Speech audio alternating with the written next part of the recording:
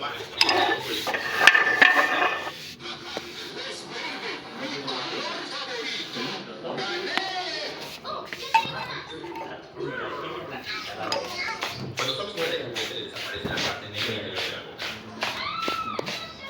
va a Chile,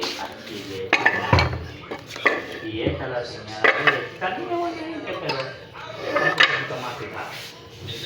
Dos adultos no pudieron quitarle el juguete a una niña. ¿Y a qué se va a Chile? Me voy a Chile nomás. No le pregunté a qué se va, porque ahí yo no puedo preguntarle.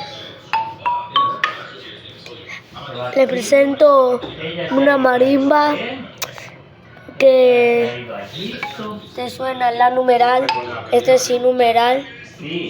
No, que este suena a su numeral, este la numeral, este sí, este do numeral y B numeral.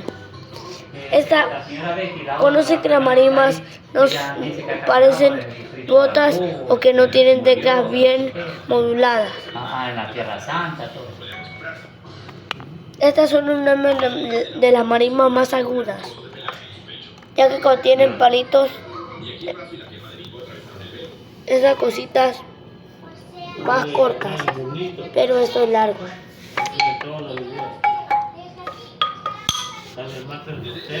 Tiene un ahorrador y esto es para amarrarlos, para que no se caigan esta línea.